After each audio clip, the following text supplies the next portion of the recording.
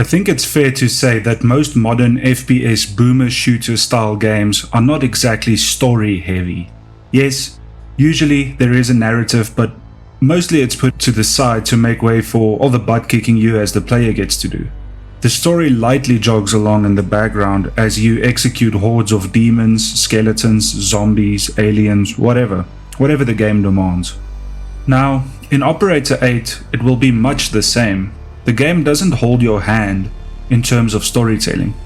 In fact, most of the story can only be found through environmental clues and PDAs that you can find scattered about. For example, you might walk into an abandoned air shaft with a dead body of a scientist inside, blood all around him. Next to him, there is a PDA on the floor. What might it contain? If you listen to it, it might tell a story of how that scientist ended up there and what led to those events, revealing his last thoughts and moments. The PDAs are set up in such a way that they are connected, though not chronologically. If you find the right ones, certain stories will begin to make sense, but they might be scattered all about and they might not link up initially. You'll have to find the right ones in the right areas for some stories to make sense chronologically. For example, the story of how your laser rifle came to exist. The PDAs might also disclose the location of secrets such as stashes or caches, or even locations. There is a voice that discusses the current mission with you at the start of each location, but this is just an intro dialogue and then is not heard again after the initial chat. This intro dialogue will inform you of what the current location is and what the points of interest are to look out for, without giving you too much away. This isn't so much story as it is just instruction and introduction, but it does let the player know some vital information. This intro dialogue can be skipped though, if the player wishes to figure everything out for themselves. And that's how most of the story works in Operator 8. You'll have to go out and find it yourself, it won't just come to you. As mentioned, most of it is found in the environments and internal areas themselves. Much of the story pertains to you as the operator. The organization of operators is naturally a secretive one, housing the best 10 Special Forces operators in the galaxy at any given time is no small feat, but that is what the organization does, and you are one of the best they have to offer. It's no easy feat being the best of the best hitmen in the galaxy, so you'll have to prove your worth against this dangerous and unknown foe of alien invaders. Your peers are legendary and known throughout the galaxy, as are you.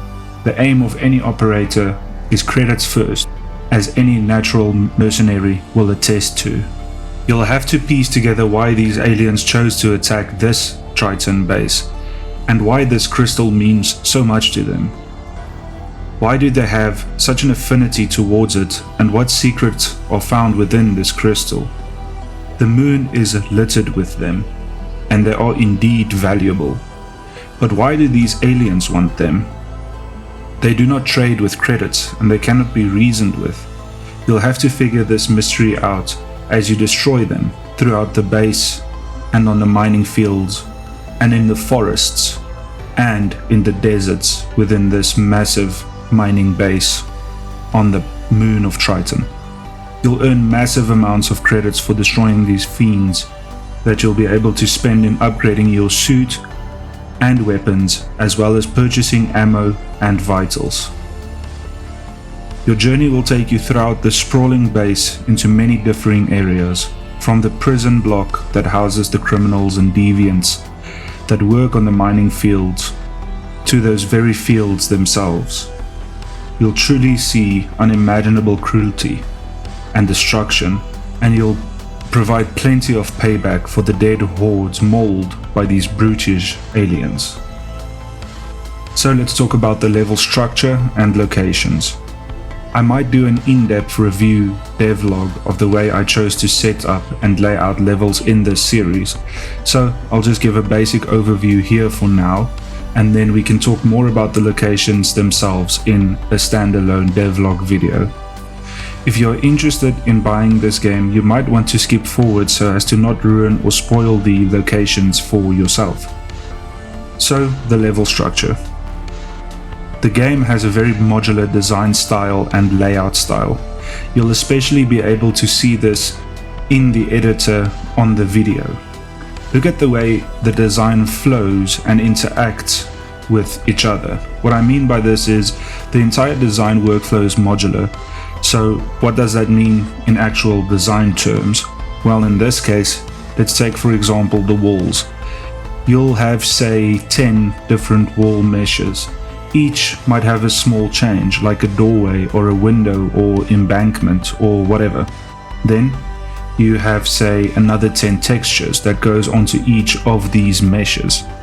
This requires the meshes to be mapped similarly in terms of UV layout, and it might also require some UV work for everything to fit well, but in the end, it creates a very coherent style. This allows you to make many differing rooms and areas even though the meshes are mostly consistent. For example, you could make an underground sewage system or overhead vents using the meshes you already have, but just changing the textures. This workflow is not perfect and will require some touch-up both in your 3D modeling tools and in the engine you choose to use. You'll need to make seams and apply small fixes here and there so as to hide any imperfections. This design style is echoed in the props and decorations found around the game. Pipes fit into each other, cables run parallel and interchangeable. This sort of workflow allows you to have a very persistent atmosphere and theme. You'll notice this in quite a few of my games, especially dungeon-styled ones. And this is basically just a space dungeon if you really look at it. So that's a brief overview of how the locations are laid out and created. Now let's get into those actual locations and discuss what they are and why they are in the game. The game has a short and interactive tutorial which happens aboard the operator mothership. The mothership hovers above the surface of the moon Triton where the mission is set. The ship has active cloaking so as to remain undetected. It also hovers way above the surface. Aboard the ship, you'll learn of your destiny and history as an operator and those of your peers, the other 9 operators. The order of operators always has 10 active members.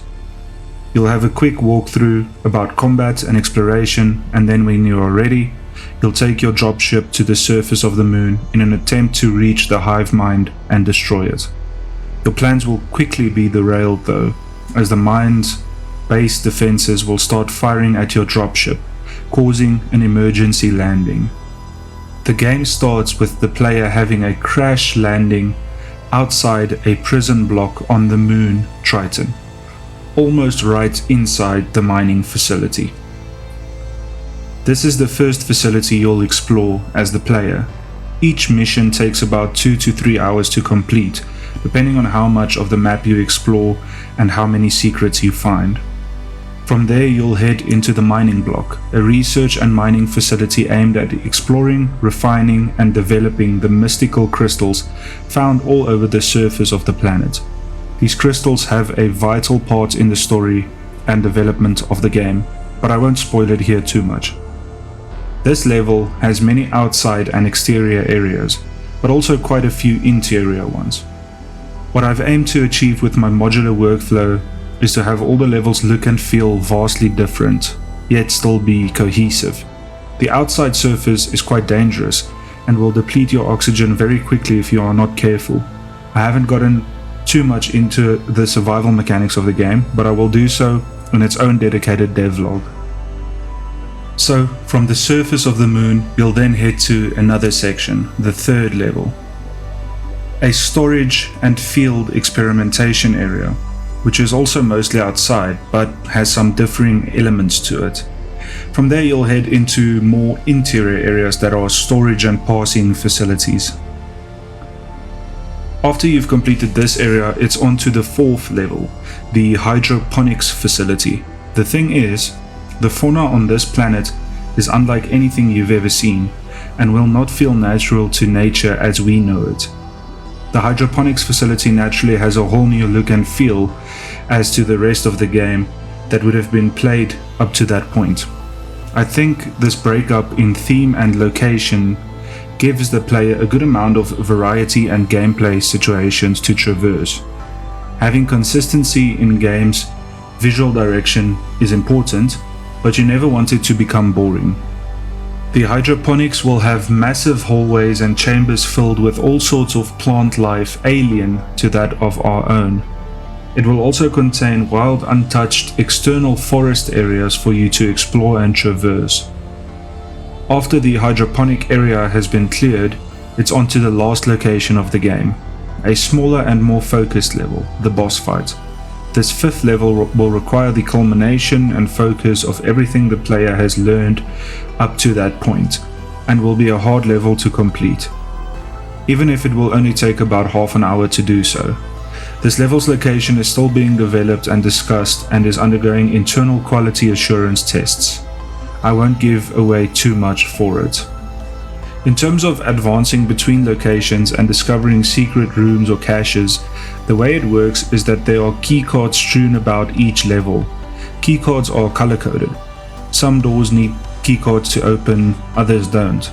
If you have, for example, an orange keycard that you got from a dead doctor that had been killed and on duty, but that orange keycard doesn't open a door nearby, that might be a clue as to a secret that might be found. Always check the PDAs for this kind of information as well. There are security doors, but also laser fields that are openable by way of keycards. You can pass through these lasers without a keycard if you wish, but at great risk of death and extreme damage. In another devlog, I'll discuss the shop system, but keycards can also be purchased at a premium.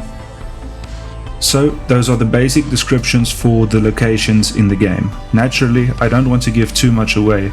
I'd like for those of you that are interested to play it and find everything out for yourselves. If I spoke too much in detail here, I feel like I would spoil a lot of the experience to many potential players. You get the gist of it though. I think when creating a game, the locations are vital. I would have loved to create many more levels and make many more enemies and this and that, but the reality is that at some point we as developers need to set hard deadlines for our projects and limit our scopes, and this is what I've tried to do here. Although, to be fair to myself, the game is at least 10 hours to complete, which is the sweet spot for the majority of players, I believe. So to summarize, the story is mostly found within the PDAs, scattered around locations in the game, and seen through environmental clues. There are many secret locations and caches to be found, and many unique areas that can only be found if really searched for. The game does not hold your hand in any way as the player, but there is a tutorial, and every level has a short intro. In terms of locations, there are 5 levels total, each set in a different location. You'll go from the prison block to the laboratory and mining block, to the outer desert and storage areas, to the hydroponics and outer forest areas, to the final undisclosed as of yet level, which will be the end boss fight. What did you think of these levels? Are they exciting? Would you play this or something with similar visuals, layout structures and themes that this game creates? Let me know in the comments below. Many boomer shooters use this sort of level structure where you go from one level to the next simply by getting to the end of each level or fulfilling some sort of objective before you reach the end. In Operator 8, you could reach the end without killing a set amount of enemies or doing objectives or whatever. But the game is so much more fun when you explore and take your time, plus you'll need to explore to find keycards for the doors or security gates that you'll need to open. I hope you like the look and feel of the game. If you do, please wishlist the game as it helps a lot with marketing and giving me an idea of how many people actually want to play it and are interested. The game just broke 10,000 wishlists, which is not bad at all, so I would love to keep that momentum going. I hope you enjoyed the video. Thank you for watching. Until next time, keep operating.